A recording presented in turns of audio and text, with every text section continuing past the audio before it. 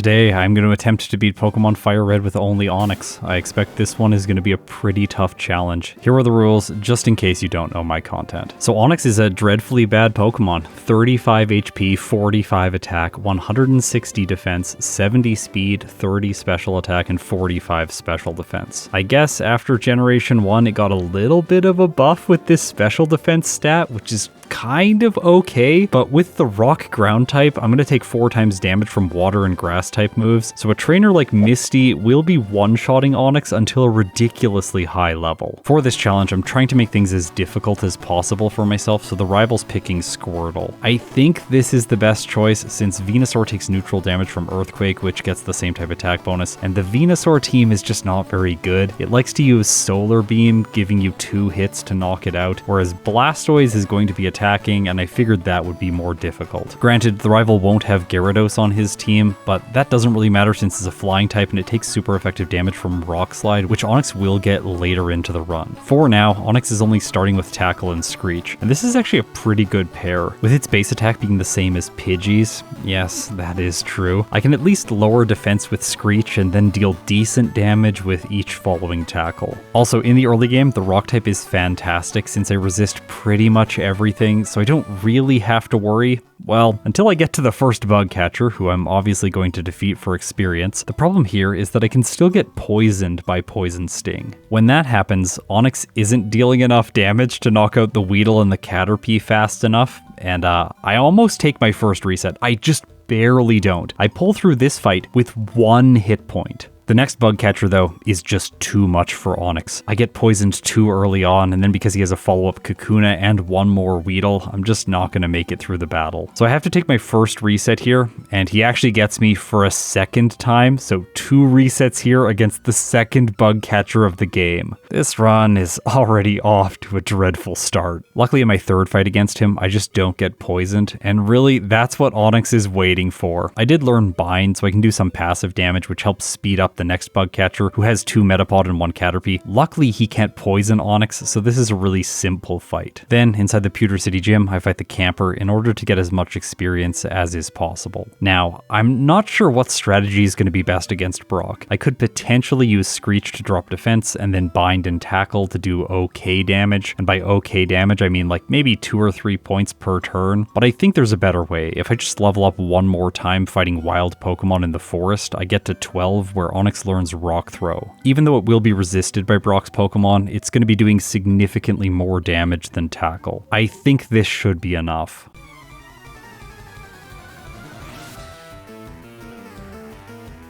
Geodude is up first. My strategy here is really simple. Just spam Screech until it goes for a Tackle enough times or its defense is low enough that I'm going to do good damage with Rock Throw. I get it to -5 defense, and from here Rock Throw is doing about a quarter every turn, which is really good. Plus, I'm at no risk to his weak tackles. And this is the reason that Onix doesn't have problems in the early game, just because Brock can't really do any damage to my Pokemon. Against Onix, I can go for Screech. I can also use Bide for chip damage every turn. I'm not sure if this is actually better in terms of speed in the battle, but in the end, I take a very easy victory over the first gym leader. I earn myself the first badge, which gives me a 10% boost to my attack stat. This is very needed for Onix, and I also get the TM for Rock Tomb, which is useless because its base power is 50, the same as Rock Throw. It has 10% less accuracy, and its secondary effect, lowering speed, is not really useful for Onix because the only good thing about Onix is the fact that it has a decent amount of speed. And because of that, it's going to be possible to move first against Misty's Starmie, which has 53 speed in this game. If I just fight the majority of the trainers in the next section of the game, I think I'll accomplish that with Onix. However, there's still a problem. With no way to set up offensively, well, until just around the corner at level 23, but we'll talk about that. And I can't set up defensively because Harden is useless against Misty's Pokemon, which will be spamming Water Pulse. And Sandstorm, at level 34, does not improve special defense for rock-type Pokemon in Generation 3. That effect of the move was added starting in Generation 4. I do have a plan for Misty. It's going to involve a little bit of luck, but let's go through Onix's move pool now, and maybe you'll spot what I'm scheming. Through level up, Onix gets Harden at level 19, Rage at level 23, Dragon Breath at level 30, which is kind of strange since it's a special move, Sandstorm at level 34, Slam at level 41, Iron Tail at level 45, Sand Tomb at level 52, which is the only ground type move Onix learns. It's honestly a shame. And then Double Edge at level 56, which today could have some uses since Onix's ability is Rock Head, meaning it takes no recoil damage when using a move like this. However, there's probably going to be better options because through TM and HM, Onix gets access to decent moves. Iron Tail, Earthquake, Dig, Rock Tomb, and then through Move Tutor, it also is able to get Rock Slide. Ground and Rock moves together have neutral coverage against everything in the game, so with Onix, I don't think I'm going to have to rely on normal type moves for an extended period of time in this playthrough. But there is one normal move that's going to be extremely useful. However, before that, let's talk about Mount Moon. I decided to skip most of the trainers here. They don't give amazing experience, and if I can delay them, then I can soak up all the experience on Route 24 and 25, and then see if I have the speed required for Misty. If I don't, I can just go to the SSN, fight a bunch more trainers, and then backtrack to her. This is typically the fastest way to play these solo runs, delaying training as long as possible, and then fighting trainers that have higher level Pokemon, improving your experience per second. The only issue is that then I arrive in Cerulean City, and my Onix is level 18, which is just kind of too low for the rival on Nugget Bridge. I can two-shot the Pidgeotto using Rock Throw, but then instead of going in team order, as I'm used to in Generation 1, he does not send out his Abra next, instead choosing Squirtle, which knows Water Gun by this point. It does ridiculous damage, one-shotting Onix from nearly full health. Okay, so I'm a bit trapped. I can train against people inside of Misty's gym for more experience, but there's only 2 trainers there. One of them makes sense. The Goldeen doesn't have any water type moves, so I can finish her off, but both the Horsey and the Shelder have moves that are super effective against Onix, so I don't want to fight the Swimmer. Instead, I made the decision to grind on wild Pokemon, but this isn't the best strategy for the rival. I can just fight him over and over again and black out with Onix. Eventually, I realized I should be doing this, so I stopped my training and came back to him at level 21. The reason this is advantageous is because I can knock out the Pidgeotto fairly quickly, and then I have a chance for the Squirtle to mess up. Look here, Water Gun isn't doing enough damage to one-shot me. That means there's the chance that it's not going to use its damage-dealing move on the first turn. It could go for something else like Tail Whip, for example. If you don't believe me, I blacked out twice, and then the rival Squirtle went for Tail Whip on turn 1, and that gave me time to knock it out. However, Onix was left on low health. The Abra's easy to knock out because it only has Teleport, but Rattata is still remaining, and I only have 4 hit points. It goes for Quick Attack, gets a critical hit, and knocks Onix out. Are you kidding me? This is ridiculous. I'm still not one-shotting the Pidgeotto at level 22, but at level 23 over the damage rounding threshold, I definitely will be. If I lose again, I'll just come back and the experience will be much faster from that point onwards. Leveling up to 23 also gives me access to Rage. Unlike in Generation 1 where this move is absolutely trash, in Generation 3 it's actually pretty good. When you get hit when using Rage, your attack stat is raised by 1 stage. Then you can discontinue using Rage whenever you want and use a different move with your attack still buffed. For Onix, I suspect that this move is going to be very useful throughout the playthrough, so I teach it in the place of Harden right now. Squirtle's next. Rock Throw is doing less than half, but Squirtle goes for Tail Whip on turn 1. My next Rock Throw takes it to red health. Squirtle proves my point further by going for Withdraw once, and then Rock Throw knocks it out. I have green health, so I can easily one-shot the Rattata, and now I'm the one that gets the critical hit on the Rattata. Okay, Route 25. Here, I'm going to be picking up the Secret Power TM, which I can use to paralyze Misty's Pokemon. If you didn't know, on regular terrain, this move has a 30% chance to inflict the status condition, and I'm going to be relying on that for the Water type specialist. I didn't think it made sense to level up to a higher level because isn't Water Pulse just going to continue one-shotting Onix until like maybe level 40, 38, something like that? I wasn't expecting to be able to survive and then manipulate Misty's AI or attack twice in a row. So let's see how the Secret Power strategy works.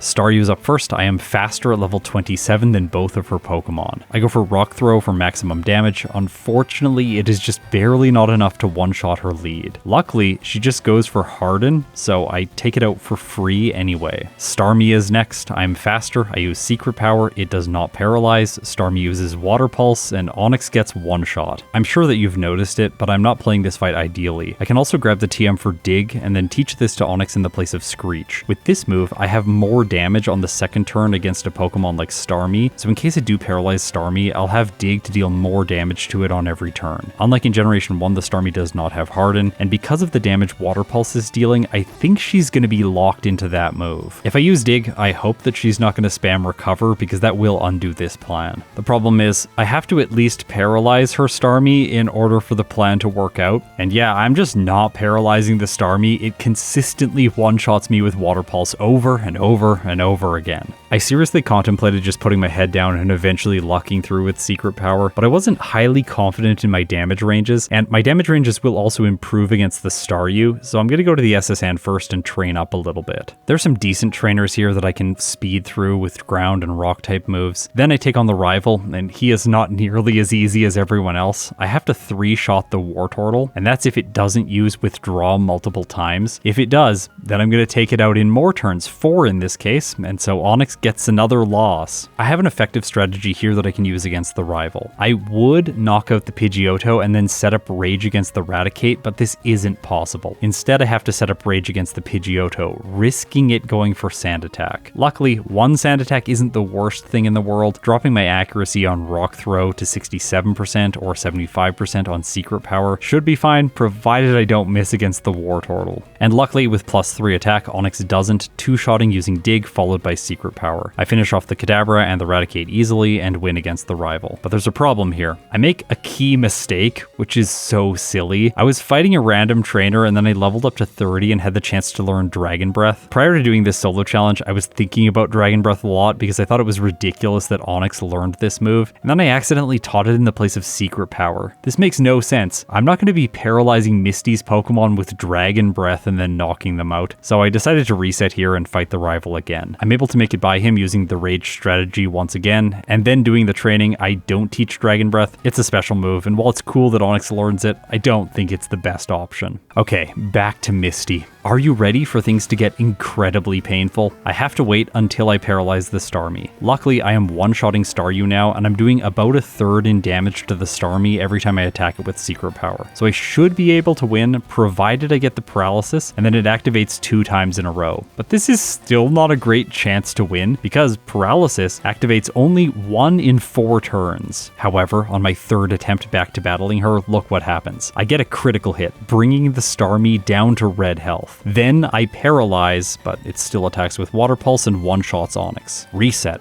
after reset after reset continue. I fumbled around fighting Swimmer Lewis. He actually confused Onix with his Shelter, which burnt my Persimberry. Initially, I thought this wasn't going to be an issue because I'm not surviving Water Pulses anyway, but it is an issue. I do need to keep the Persimberry because after resetting to Misty many more times, by the way, I reset so that I could keep the Persimberry, which was so smart, I realized that this is just not working. The chance for paralysis to activate 2 turns in a row with my current damage range is just really not good enough. I do think I need to train to a higher level to either survive a single Water Pulse, which I think is very unlikely, or so that Onix can do enough damage to 2-shot the Starmie with Secret Power followed by Dig. I might be able to do that right now, but I'm quite skeptical. After I got one more critical hit with paralysis at the same time, and then Water Pulse one-shot Onix, I decided to go and do the training. My goal is the next damage rounding threshold at level 33. I'm going to train for this on Route 11 east of Vermilion City. Coming back to Misty, I was honestly amazed because after going for Secret Power on the Starmie, I survive a hit from Water Pulse on 4 hit points. This is why I'm glad I kept the Persimberry, because now if I get confused, there is so much more upside for me, but I still need to paralyze on turn 1, and I'm just not getting that. I lose to the Starmie 2 times, but then luck aligns. I survive, get confused, burn the Persimberry, then use Dig, and with the increased damage due to the same type attack bonus, I'm able to knock out the Starmie in 2 hits. So Onix barely squeezes by Misty. This This early game was so rough. It took me 47 minutes and 45 seconds to beat Misty and a total of 31 faults. I think in the future, if I came back and did this run again though, I could make this much easier. Just train to level 33 so that you can survive some of the water pulses. That is the key threshold for Onix. Okay, Lieutenant Surge, the worst gym leader in all of Kanto. Obviously, he's really easy for Onix. The worst move he can hit me with is Sonic Boom, and that's only on the first Voltorb. And I have Dig, which is super effective against all of his team members. Really, the only way this fight could be annoying is if the Raichu sets up ridiculously high with Double Team, but Onix doesn't give it the chance, not missing its first dig. Okay, Pokemaniac inside of Rock Tunnel. This guy with Cubone and Slowpoke is pretty awful for Onix. Unlike in Generation 1, where the Slowpoke only knows Confusion, this one also knows Water Gun in Pokemon FireRed, and I do have one reset here. Luckily I saved right before this trainer, anticipating that he would be pretty difficult. The way to get a win here with Onix is using Secret Power once again. Using it inside a cave has a 30% chance to flinch the opponent, so I just flinch the Slowpoke and then knock it out with 2 hits. The next Slowpoke is only one Pokemon on the team, so it isn't as scary. And then the grass types, which you might be scared of, are honestly not that bad. Onix is just so ridiculously over-leveled at this point. I'm going up against a level 22 Oddish and Bulbasaur with level 35 Onix, and I flinch the Oddish for good measure. At the end of the cave waits the move tutor for Rock Slide. I teach this in the place of Rock Throw, and I think I'm going to keep it for the remainder of the playthrough. At least for now, it's going to be my go-to move. In Celadon City, I'm going to be skipping Erica for as long as is possible in this playthrough. I'm going to come back to her later when I'm really confident that Onix is going to win without resets. For now, I'll take care of the Rocket Hideout. There are some annoying Pokemon in here with Intimidate. They slow Onix down, but in general, this section of the game is just not hard for a rock type. Giovanni's team does not stack up well against me since I can use Dig against his 2 rock types, and what is his Kangaskhan gonna do to me? I guess it does have special damage in the form of Bite, but in the end Onix just pulls through with a very simple win here. In the department store, I buy myself some protein to improve my attack stat as much as is possible. Still though, Onix is pretty irredeemable. And to prove that, let's look at the rival fight in Pokemon Tower. Typically this is a battle that isn't really difficult, although in this case, it is. I try to set up Rage at the beginning of the fight so that it'll do massive damage to the Wartortle, and then I just miss Rock Slide 2 times in a row and get knocked out by 2 follow-up Water Guns. Okay, what's the likelihood that that happens again? By the way, the Pidgeotto did not hit me with a Sand Attack in that previous battle. I just got really unlucky. And yeah, in the next battle I miss Rock Slide first turn. Wartortle goes for Water Gun, gets a critical hit, and knocks Onix out. This is not going well, and the next battle's even worse because the Pidgeotto lowers my accuracy this time, so I was expecting that I'm not going to hit the Wartortle. But in this case, I don't. Of course I don't. Rock Slide misses. It uses Water Gun twice in a row after I miss for a second time, and Onix faints again. I was losing my mind while playing these fights. This is so frustrating. This is why I hate accuracy mechanics in Pokemon. I get set up to +2, and then finally Rock Slide hits the Wartortle, and guess what happens? With +2, it is enough to one-shot. So this was gonna be an easy fight, provided I just land the hit, and I just wasn't able to 3 times in a row. Frustratingly, I take a victory on my 4th attempt against this rival. Okay, time to do a bunch of training. I'm gonna fight so many people on Cycling Road that give decent experience yields. This guy, Biker Ruben at the top of the route, is essentially a duplicate of the Weezing trainer from Pokemon Yellow, because after I fight this guy, Cue-Ball Cameron, who doesn't really have a great team, I probably should have skipped him, I can fight Biker Virgil, who also has the same team with 2 Weezing. And then I decided to fight this Cue-Ball. He's got a Machamp instead of a Machoke, like in Pokemon Yellow, and the Machamp proves to be too difficult for Onix, so I have to take a blackout here and go all the way back to Celadon City. I'm just gonna skip him. I'm not feeling the need for revenge right now. I fight the Biker Boss, and then a bunch of Bird Keepers just outside of Fuchsia City. Okay, prior to the Safari Zone, I gotta talk about Substitute. Because of Onix's coverage with Rock and Ground type moves, I don't think I need a damage-dealing normal type move that isn't Rage. Rage is here because I need to set up my attack, or I anticipate that I will need to set up my attack in future battles late into the game. But I also want to take Substitute with me on my journey because this is one of the best moves, if not the best move in Generation 3. So I'm going to give up Secret Power right now to have the powerful defensive option. I go to the Fuchsia City gym next, fighting some optional trainers, gaining levels up to 46, well, just barely not 46, but this still should be enough to take on Koga. Let's see how it goes.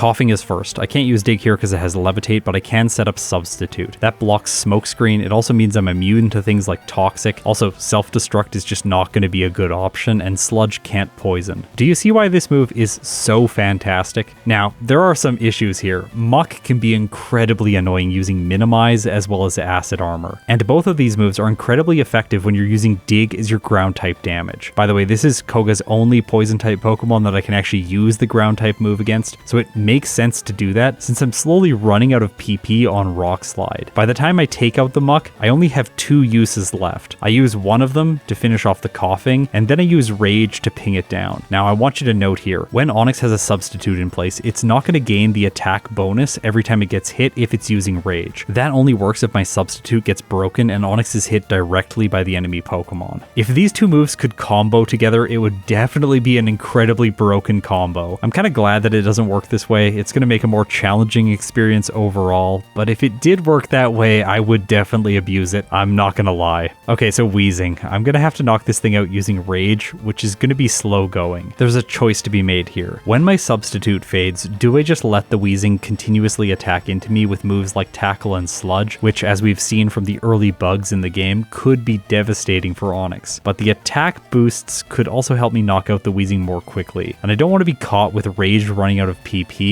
not knocking the Wheezing out, potentially Koga using a healing item, and then having to spam out 8 uses of substitute before I'm able to use Struggle. So I decided to go for the Rage strategy, getting my attack boosted. Luckily for me, the Wheezing does not poison Onix, and I'm able to pull through with a win against Koga. The Soul Badge makes it so I can use Surf outside of battle. Now, I don't have a Pokemon that can learn Surf at this point, but I don't want to go and fight the rival in Silph to get access to Lapras, so instead I just pick up a Good Rod in Fuchsia City, catch myself a Krabby, teach it Surf, and then head to Cinnabar Island. The reason I'm doing things this way is because I want to get Blaine's badge to boost my special attack and special defense before I fight the rival. Plus, inside the Cinnabar gym, I can fight a bunch of Fire-type specialists, which are generally fast experience for Onix. These people don't have the best experience yields, but when you're playing with Onix, and I assume Onix is going to need a ridiculously high level, then fighting these people makes sense. Okay, so I'm level 50 by the time I'm facing Blaine. This is going to be an easy battle.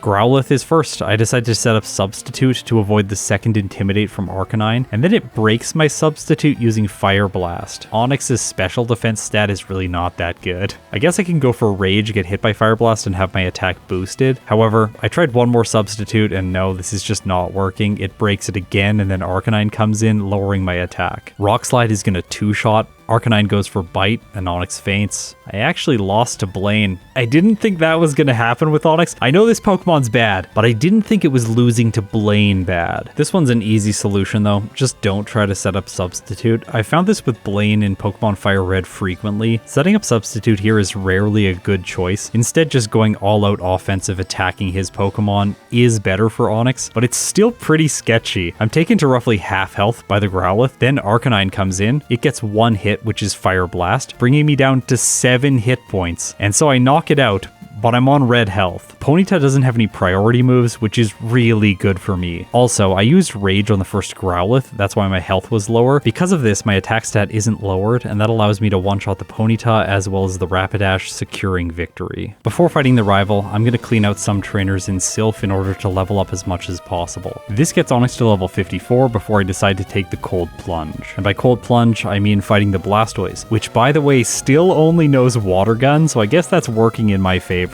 However, Onix is so weak to water type moves that I don't really want to mess around with the Blastoise. I was hoping that I could boost my attack against the Pidgeot, but it's really refusing to let me do this until a few turns into the battle. Initially, it's just going for Feather Dance every time I get neutral attack, but then it lets me squeeze in a +1 attack and I finish it off with Rock Slide. So what about Blastoise? Is Rock Slide going to be able to 2-hit? And the answer is yes, it is. However, Blastoise surviving the first hit goes for Water Gun, and yeah, without a critical hit, it knocks out Onix. I can't believe that just happened. I am 14 levels higher than the Blastoise, but no, still Water Gun. is getting the one hit. Wait, pause. Some of you are going to point out the fact that this Blastoise is in fact in torrent range. So that's probably why Water Gun dealt so much damage to Onix. Maybe if I hadn't lowered its health as much, it would have dealt less and Onix might have survived. Now you might be wondering, Scott, why aren't you evolving into Steelix in all of your other FireRed videos? You have evolved throughout these playthroughs. And yes, I could evolve into Steelix if the developers allowed me to evolve into Steelix, because in FireRed, all of the Cantonian Pokemon that were given evolutions in Generation 2 are unable to evolve until you get the National Pokedex in the post-game. I always found this really frustrating as a kid. If you just want to play the game with the Zubat and a Golbat, you can't evolve it into Crobat until artificially later in the game. Why, Game Freak? This is just annoying. Anyways, I have removed this requirement for previous solo challenges because the way that they control evolution is a little bit weird. If the Pokemon species that your Pokemon is trying to evolve in has a species index that is greater than Mew's species index, then they just don't permit the Pokemon to evolve. This causes species like Larvitar to not be able to evolve, and that just doesn't seem right in the context of a FireRed solo challenge using that line. However, for Pokemon that are originally in Kanto, I am going to leave this game design quirk in place, and for this video I just wanted to beat the whole game with Onix anyways. I figured that that would be more painful for myself. I do admit I'm being kind of arbitrary here. Here's how I'm going to handle this going forward. If the species was introduced in the game after Generation 1, then I will allow them to evolve throughout the playthrough, even if they start as a first stage Pokemon. But if the species was introduced in Generation 1, then I will leave the limit in place, playing the game with Pokemon like Golbat or Steelix or Scyther throughout the entire game without evolution. This is just for my first attempt series anyways in FireRed. Eventually I'm just going to be playing the game with fully evolved species and doing the runs as I normally do in games like Pokemon Yellow. So don't worry, Steelix is still going to get its time in the sun to beat Pokemon FireRed, just not today. Okay, back to the rival fight. The solution here is pretty simple. I can set up like I did before against the Pidgeot using Rage, and then instead of just knocking it out right away with Rock Slide, I can sneak in Substitute and then take it down. Doing things this way, Blastoise comes out, but I still have a Substitute in place so I can tank a single Water Gun. I can't believe I'm saying that, and then I knock it out with 2 hits from Rock Slide. Execute doesn't have any damage dealing grass type moves in this fight, so I can just take care of it with a single hit from Rock Slide. From there, Alakazam is also kind of incompetent because its best move is Future Sight, leaving only Growlithe. Okay, so the rival in Silph wasn't that bad. It just required a little bit of finesse. The rest of Silph is really easy. Giovanni once again is not a threat, although his team is going to have Earthquake for the next battle, and that makes me a little bit worried because he gives out the Earthquake TM, so I can't have a good ground move in order to manage all of his Pokemon. And using Dig against Pokemon that have Earthquake makes very little sense, although there's going to be another solution for Onix. Just hold on for 1 second. First, we have to take on Sabrina.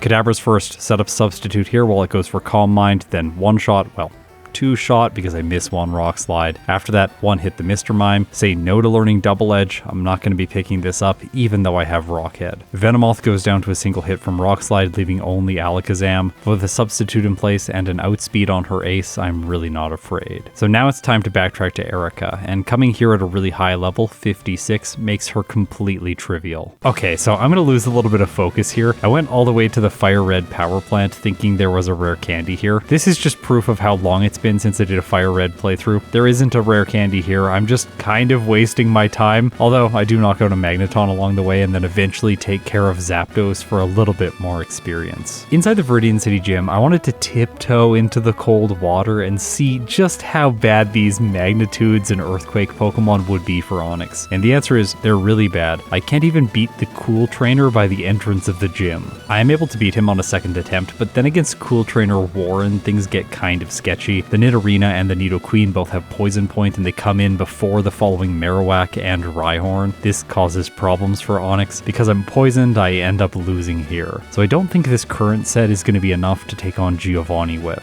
I make fun of him in a lot of these playthroughs because in FireRed he's just not that good. Why doesn't he have a Rhydon? No one knows. But he still has 5 Pokemon and all of them have Earthquake, which is terrifying when my best move against Rock-type Pokemon is Dig. So I beat Cool Trainer Warren, taking 2 resets to him, and then I decided to try Giovanni. And this is a terrible idea. Check out what happens.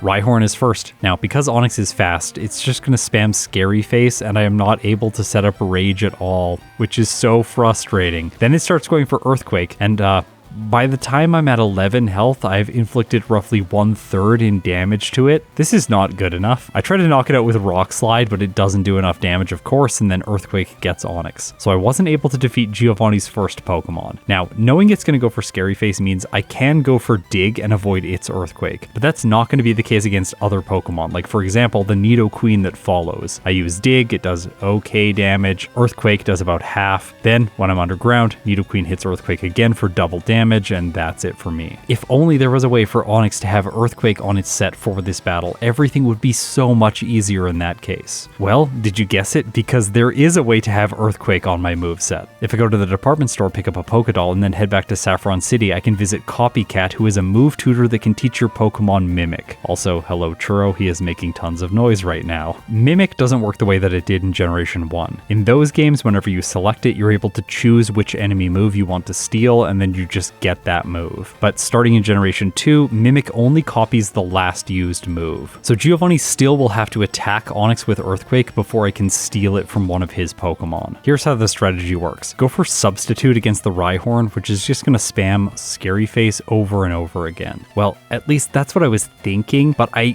believe there might be a small chance for it to go for Earthquake, and I was correct. It breaks my Substitute with Earthquake, and then I can use Mimic to steal the ground type move. Now, this does come with a downside because it is able to hit me with one Scary Face, dropping Onix's speed. I am now slower than the Dugtrio, but slightly faster by 1 point than the Nidoqueen. I'm slower than the Nidoking, and of course, faster than the final Rhyhorn. After I use Earthquake to knock out his first Pokemon, he chooses to send in the Nidoqueen next. I use super effective Earthquake, and I am able to one-shot. Alright, that's perfect. Nidoking's next, but because of my ridiculously high defense stat, I can shrug off its Earthquake and then finish it in a single turn. His ace, Rhyhorn, is no match for Earthquake, and that leaves only Dugtrio. Can I survive its Earthquake? And the answer is yes. But will Onix's Earthquake knock out the Dugtrio? The answer is also yes. So Onix has defeated the final gym leader and earned itself the Earthquake TM, which I teach in the place of Mimic. It's really nice that that move got to see some use in FireRed. I haven't used it up until now, but I guess this is one niche scenario where it is kind of useful when you're using a rock ground type against Giovanni and you really want to have access to Earthquake for his team. Time for the rival battle on Route 22. Essentially, these fights play out very similarly for Onix at every stage of the game. I'm constantly trying to set up with Rage and hope that the Pidgeot just doesn't spam Feather Dance over and over again. In my first battle, I forgot to set up Substitute before knocking it out, and this is bad for the same reason it was previously. While the Blastoise still only knows Water Gun, it's gonna do a lot of damage to Onix, and it knocks me out after I hit with one Earthquake. I think that was because of a critical hit, although I can't be sure. In the next battle, I actually set up my Substitute, then knock out the Pidgeot and move on to the Blastoise. Earthquake I thought was going to do enough damage to two-shot, but it doesn't, and Blastoise scores another critical hit Water Gun, finishing Onix for a second time. Alright, I've been getting so unlucky here. It doesn't follow me into the next battle though. My Substitute breaks, and then I knock out the Blastoise. I think because I was +2, there was definitely no chance for it to survive 2 hits in this case. From there, the remainder of his team is very easy to finish off. Okay, Victory Road. I'm gonna have some losses here, like to this random Ivysaur. Onix is so bad. Anyways, I took the Blackout here because I didn't save before this cool trainer. I was trying to do some additional training before Lorelei. After all, she is going to be one of the worst trainers. I know that this is going to be much more difficult than Misty was earlier into the game. So I need to fight as many people here in Victory Road as I can before I start taking on the Elite Four. I don't want to burn my rare candies because I think I'm going to need a really high level. But just to scout things out, I try Lorelei for the first time at level 62 to see how Onix will do.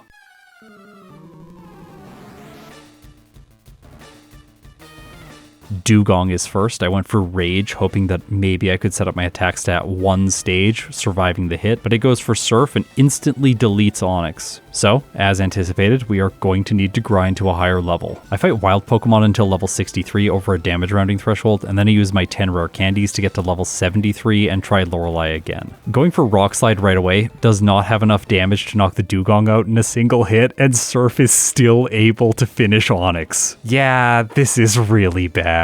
Okay, glance up at the timer. It's just over 1 hour and 55 minutes. Now, I'm going to do a ton of training, getting Onix up to level 78 and then come back and fight fight Lorelei again. This took roughly 11 minutes of time, so the clock is at 2 hours and 7 minutes by the time I get to see that no, I still cannot one-shot the dugong, and yes, it is still one-shotting Onix using Silph. I don't know if it's ever not going to one-shot Onix. I'm pretty sure I just need to one-shot everything using Rock Slide. So maybe level 80 is going to give me the damage range I need, and yes, it does. I one-shot the dugong, but then Cloister comes in. Okay, this just got worse. It has ridiculous defense. It's going to survive a hit. I can't set up Substitute, at least I don't think I can. Maybe it's going to try and set up with something like Hail or Spikes. I try and go for this feeling optimistic, and yes, it does set up Spikes, which is perfect. Then I go for Rock Slide, doing a decent amount of damage. It's going to 2-hit. Cloister goes for Dive, breaking my Substitute, and then I finish it with Rock Slide. Oh, there's a Slowbro, and it knows Silph, and I don't have super effective damage. But she sends in Jinx next. I'm faster, and of course Rock Slide can one-shot. Then Lapras comes in. Rock Slide flinches. It triggers the Citrus Berry, but I still have enough damage to finish it on the next turn. But what about the Slowbro? I definitely needed that flinch against the Lapras, and I think I need at least one flinch here against the Slowbro. I go for Rock Slide turn 1. It doesn't do half,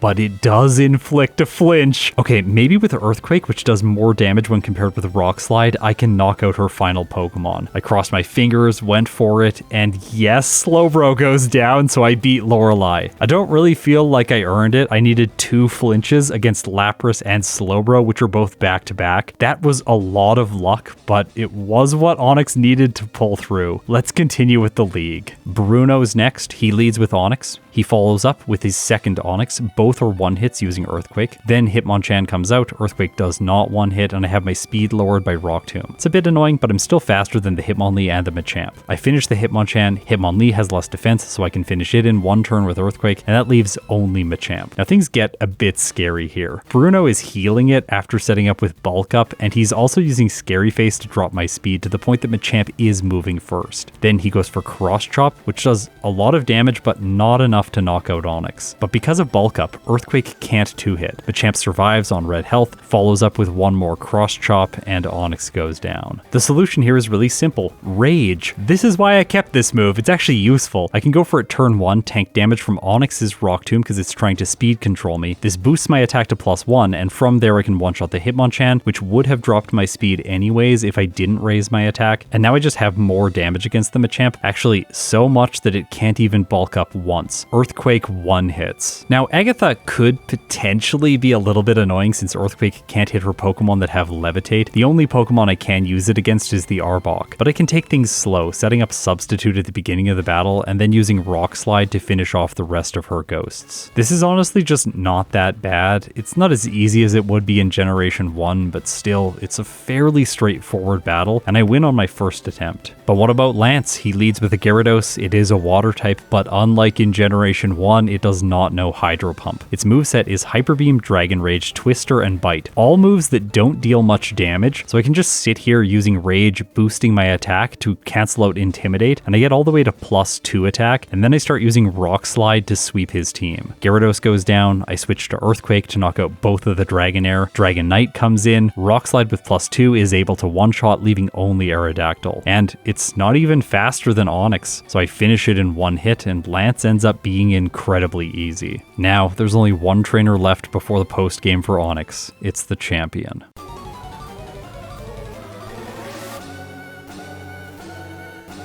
Pidgeot is first. Now, this one is a bit more annoying than previous incarnations of this thing because it knows Feather Dance and Sand Attack. If I'm trying to set up with Rage, then I can have my accuracy lowered, but it can also just spam Aerial Ace as you're seeing here and boost my attack a bunch. What I need to have happen is it not go for Sand Attack and hopefully use minimal Feather Dances. I don't get that here. Instead, I set up to +3 with Rage, which is objectively a mistake because then Pidgeot just goes for Whirlwind, switching Onix out. No Substitute does not block this move, so that's 1 reset. I genuinely just don't believe in Onix, so if I'm getting hit by Sand Attack a lot against the Pidgeot, I'm just going to reset quickly and try again until I get the perfect setup I need to sweep the rest of the rival's team. After taking one of these quick resets, I get set up to +2 with Rage, which felt perfect to me. Then I set up Substitute, finish the Pidgeot, and use Earthquake to 1-hit the following Rhydon. Alright, this is actually pretty good. Blastoise comes in next. Earthquake does massive damage, but just barely not enough to to one-shot. The champion uses a full restore, and with 2 more earthquakes, well, it would have been 2 more earthquakes, I would finish off his final Pokemon. But because of Sand Attack,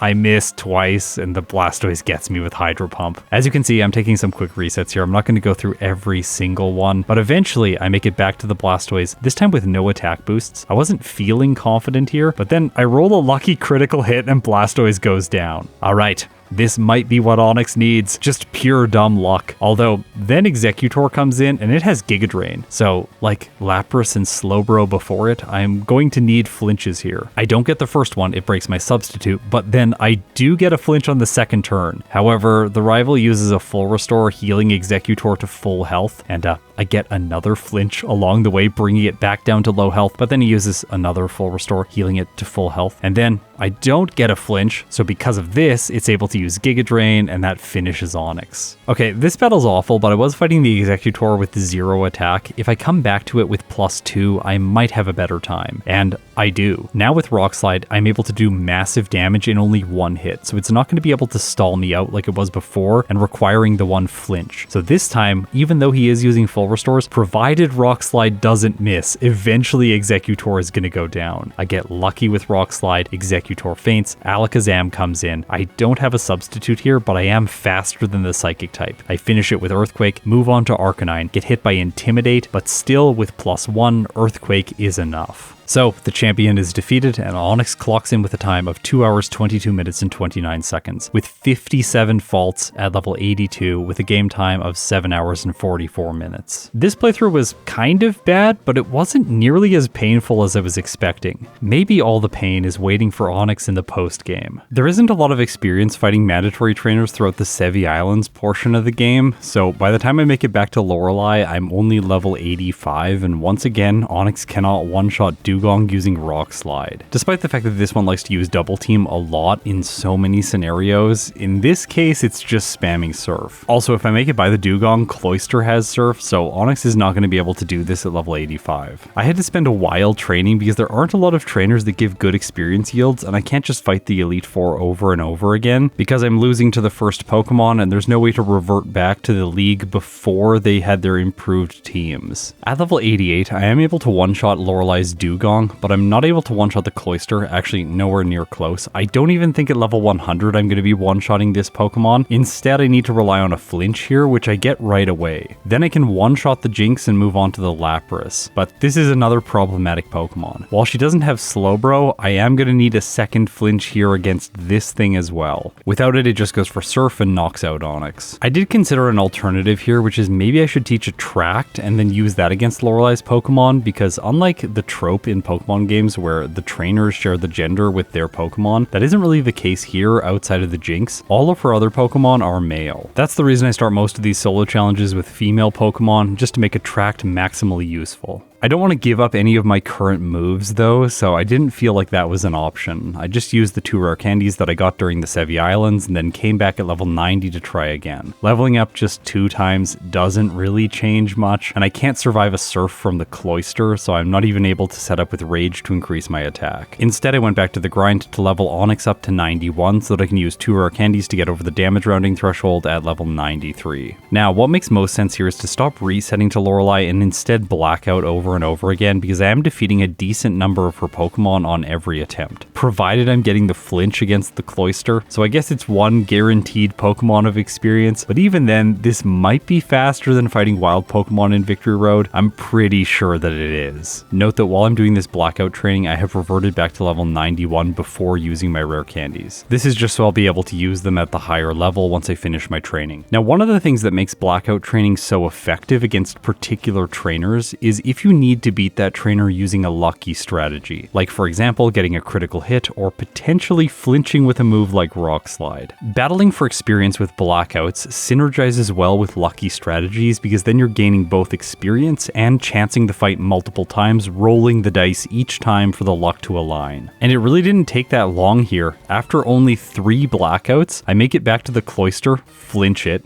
knock it out, finish the Jinx off, move on to Lapras, get a flinch, knock it out, and then I've arrived at the Piloswine, her final Pokemon. I'm going to use Earthquake here for maximum damage. Luckily, I can survive its hit from Blizzard. It doesn't have any water type moves, which is fantastic. And then I knock it out on the next turn, defeating Lorelei. Alright, not as bad as I was expecting. I think Onix is going to do this under level 100. Bruno's next, and unlike the first time around, I kind of know how to play him. I can set up Rage early-ish on into the fight before the Machamp comes out, but this time around it also doesn't have Bulk Up, one of the moves that was most scary from it last time, and with +2 attack, I can one-shot his ace using Earthquake. Agatha's next. I do end up losing here once, but it's because she got lucky. She just hit me with Attract from Mischievous after I misclicked on Earthquake. This is just silly. Because of that, I can't attack the ghost, and then I end up losing. Second time around, things are so much more straightforward, and I move on to Lance. This battle is surprisingly difficult. While the Gyarados doesn't have any water type moves, it does have Dragon Dance and Earthquake, which pair together really well against Onix. This makes it hard to set up Rage at the beginning of the fight to increase my attack stat. Instead, I tried going for Rock Slide. I knock out the Gyarados, but then he sends in Kingdra second, and it does have Surf. If I'm on low health, it can also finish me off using Ice Beam. Here's the thing though, the Gyarados doesn't always have to go for Dragon Dance and then use Earthquake after 3 or 4 turns. It can sometimes just go for Earthquake right away or after 1 Dragon Dance, which you can see here in the second battle. That clued me into something. I think it's going to be able to go for Earthquake on turn 1, meaning if I go for Rage on turn 1, then I can set myself up and hopefully knock out the Kingdra in less than 2 turns. It would be nice to one-shot, but I'm not sure that's going to be possible. As you can see here with -1 attack, I'm going to have to 3-shot the Kingdra, and anything less than a one-shot is unacceptable since Kingdra is one-shotting Onix using Surf. I tried to set up against the Gyarados using Rage, and this is just not working. Whenever I am going for the move, it seems like it's programmed to not use Earthquake and just set up a ridiculous amount, like in this case where it goes to +5 before attacking Onix. The more I tried, the more hopeless I got with this endeavor. After removing the Intimidate debuff, I still have to 2-shot the Kingdra, which is unacceptable because of the amount of damage Surf is dealing. So in the end, I resorted back to the Rock Slide strategy. It seems like late game water types have to be solved this way. Flinch and then win. And in this case, 2 flinches in a row and then win. Luckily for me, it works out right away and Kingdra goes down. Dragonite is next. It does have special moves in the form of Dragon Claw and Flamethrower. It's going for Dragon Claw in this case, and I can set up here a little bit using Rage. This gets rid of the Intimidate debuff, and it gets me to +1 before I start using Rock Slide. Dragonite goes down, Aerodactyl comes in next. I'm faster.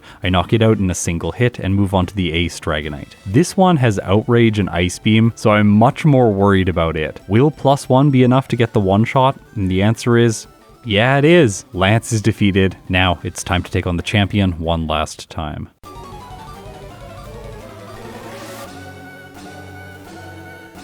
Heracross is his first Pokemon, and you might think this is a significant problem, but it isn't as bad as it seems. Number 1, it loves to speed control Pokemon using Rock Tomb, which is not that dangerous for Onix. Its only fighting type move is Counter, and if I'm using Rage, which isn't doing much damage, then I'm not fearing this move, and it's just going to increase my attack stat when it uses it. The move I'm most worried about is Earthquake, but apparently the Heracross doesn't want to use this, prioritizing other things, so I'm able to get set up to +3 before I knock it out. This is a really good scenario.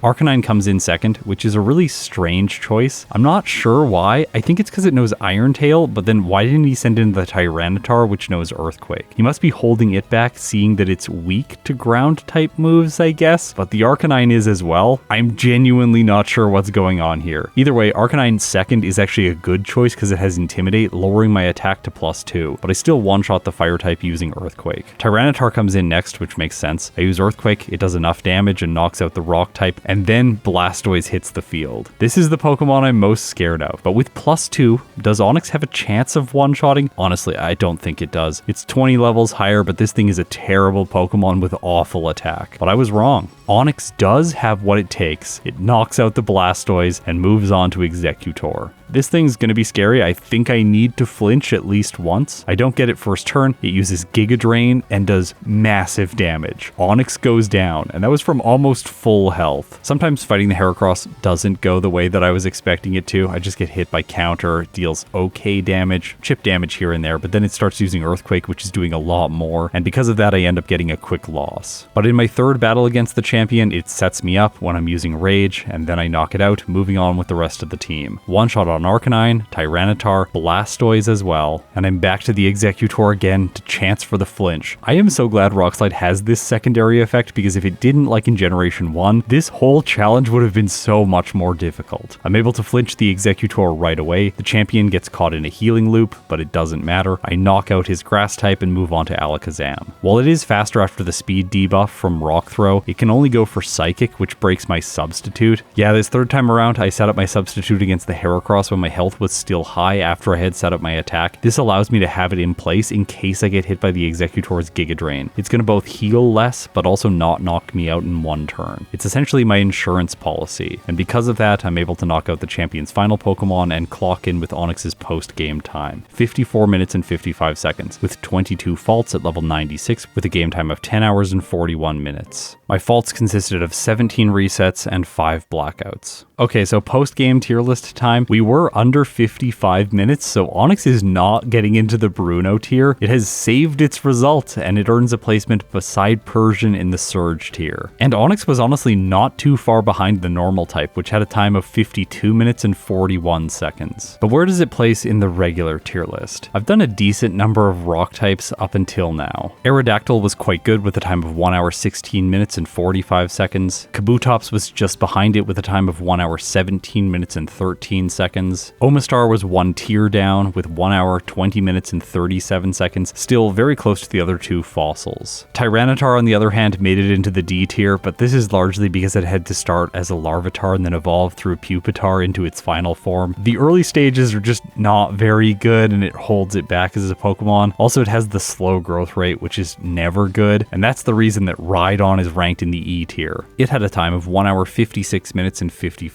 seconds. Now, I will admit, I think Onix was much better in this playthrough than I initially anticipated that it would be. It truly did impress me, but still, in the context of my entire tier list, its results are quite unimpressive. It gets itself a placement in the F tier behind Dragonite and Butterfree, but ahead of Raichu. And that's not the only Pokemon that it ended up beating. Raticate, Pidgeot, and Beedrill are all still ranked lower. I think if I tried some of those Pokemon, like Raticate maybe, it might perform better than Onix these days. I have improved a lot as a player since I played those Pokemon. Still though, I think Beedrill is kind of irredeemably bad in this game, and Raichu of course is irredeemably bad in a solo challenge. It's an electric type, and electric types are really terrible when they get no coverage against ground type Pokemon. Speaking of electric types, I've only played a single one in FireRed, so maybe I should test that hypothesis and come back and play another electric type in this game. Let me know which one you would like to see me play next. If you support me on Patreon or through YouTube memberships, thank you so much, it means the world to me. Now, if you've made it this far, you're incredible. I'll see you in my next video.